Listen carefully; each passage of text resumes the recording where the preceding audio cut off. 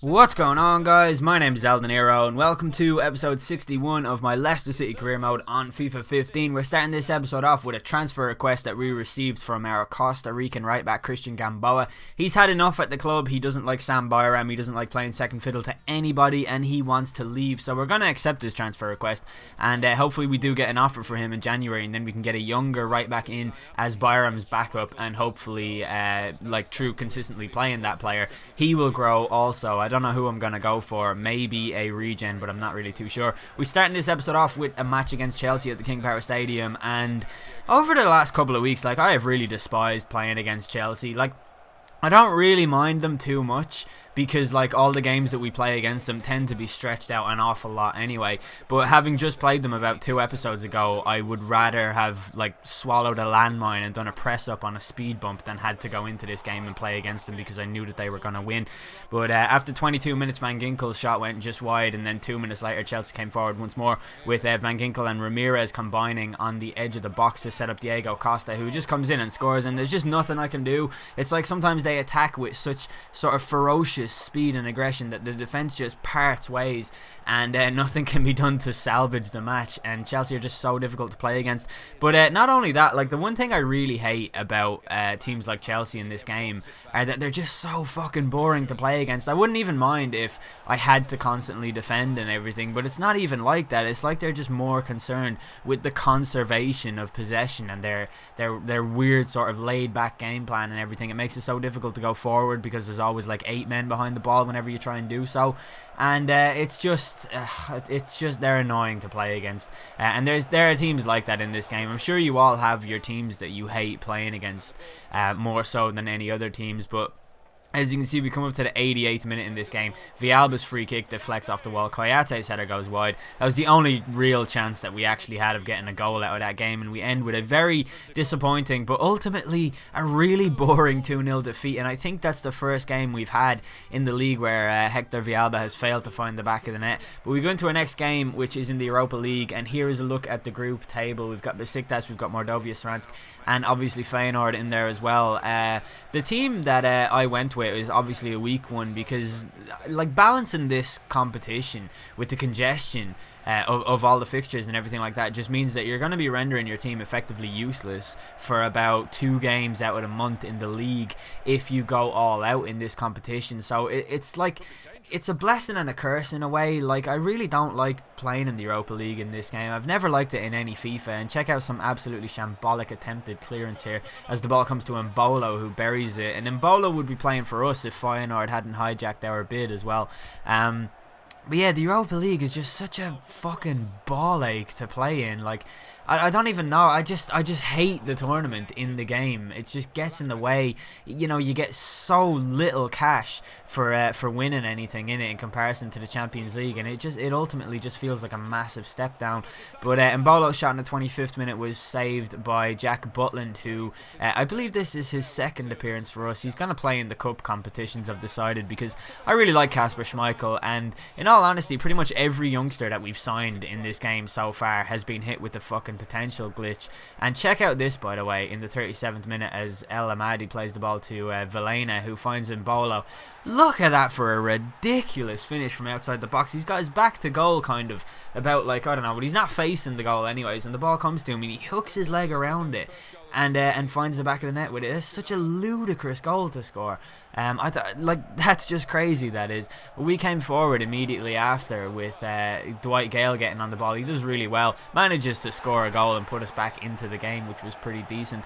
But I was in the middle of saying something else there, and now I've forgotten what it was, so that's really annoying. Hopefully I actually remember before the commentary is out, because it sounded important in my head. But we came forward again in the second half of this game with Bresson playing the ball into Watson. I was talking about the potential glitch and how much of a load of bollocks it is. I feel like, EA make mistakes all the time, and they don't always acknowledge those mistakes, and that's fine. I guess if that's the way they want to run their company, that's fine. We end up losing that game 2-1, and the board wasn't happy about it, which just really, really annoyed me. But for EA to come out and say, oh yeah, the players' potentials are totally fixed this time around, and it turns out that they're actually worse than they've ever been, is just so annoying. Like, how can they do that? But we also got some more news regarding defenders and transfer requests, as Liam Moore and Dedrick Boyata both came to me and said that they want to leave as well. So when Liam Moore leaves, I think the only player that we'll have left is Jeffrey Schlupp and Kasper Schmeichel, and those will be the only two remaining players from when I first took over. But our next game is against Swansea City in the league. As you can see from that that league table there, Swansea are not doing very well. They're currently in 19th position, and I don't really know why, because their team is actually decent enough as well. They've got Jefferson Montero and Dyer, who are really good on the wings in this game, especially for the AI and the way that they play and everything like that. But I suppose every other game is a simulation anyway. You don't really get to see them.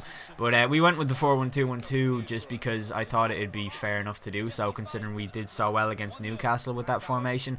But in the 35th minute of this game, Montero actually manufactures a chance for himself, and he does really well to get his shot away there with his left foot, sort of a side foot shot that could have gone into the corner of the net on another day. But we come up to the 40th minute of the game with Sinclair playing the ball into Ince, who gets in ahead of Fernandez and actually manages to finish that brilliantly, because in all honesty, he is not a good finisher of the ball at all. He has a tendency to just miss from all sorts of close range distances and stuff like that. So I was really delighted to see that go in.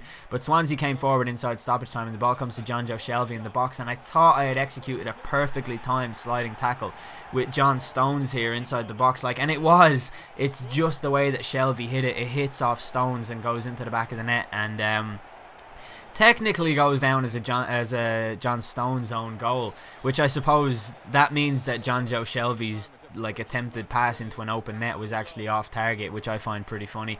But we came forward immediately after conceding that goal, just trying to get our 1-goal advantage back, because Swansea are a team I feel like I can beat. It's just a little bit difficult to do so, and Dwight Gale comes so close to regaining that 1-goal advantage, but unfortunately it didn't happen that way. And we come up to the 47th minute of the game. We got a throw in, which was thrown to Robertson, who goes and passes it to Sinclair, but our passing was all over the place in this game, and the ball is intercepted by Nathan Dyer, who comes very close to giving Swansea the lead in the game, but thankfully Kasper Schmeichel was there with the save. Then we come up to the 54th minute with Taylor playing the ball to Dyer. He finds Jack Cork, who has a look up and finds Shelvey on the edge of the area, who takes a touch, gets in ahead of John Stones and finds the back of the net with ease, and Swansea do take the lead.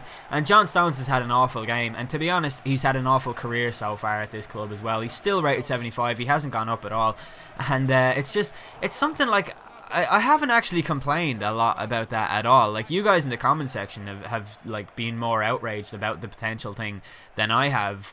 But I'm now at a stage where I'm trying to win the league this season, and in order to do that I need my team to get better and better as it goes on, as Villalba equalises in the 90th minute. Then we come up to the sorry, it was in the 60th minute when Villalba equalised, but Sigurdsson's pass here into Tosun, or however you pronounce his name, look at that for a strike in the 95th minute of the game. It was one of the last kicks of the game.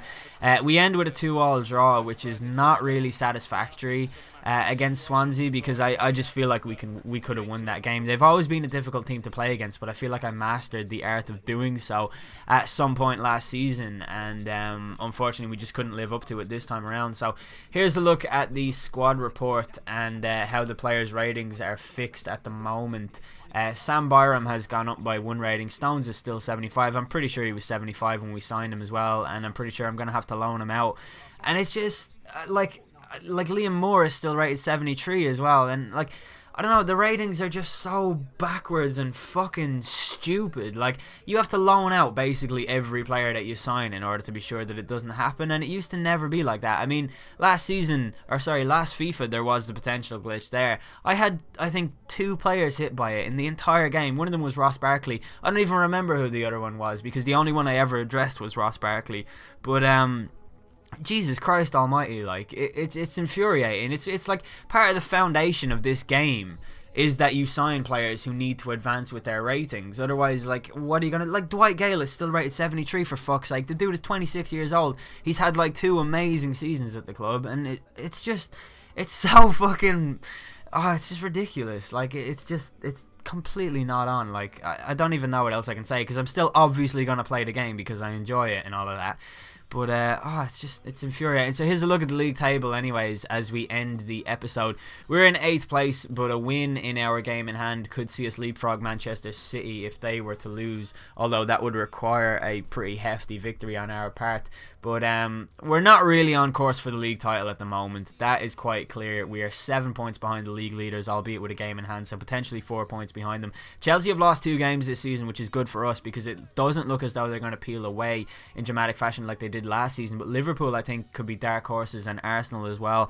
So from here, the aim from now until I'd say January is to just really hit consistency in the league and find some way of find some tactic or something that works that we can challenge the bigger teams and try and get some momentum going. And if that comes at the cost of the Europa League and playing a weak team every week and losing games like we did against Feyenoord, I'm okay with that because I just don't care about that tournament. But hopefully you guys agree with everything that I said there, and hopefully you guys don't mind that I took this opportunity to rant about the player potentials and things like that. But they're just bullshit. Player potentials in this game are bullshit. But yeah, so that's the end of this episode. Hopefully you guys enjoyed it. If you did, please do leave a like. That would be much appreciated. I've been El Dinero. Thanks for watching.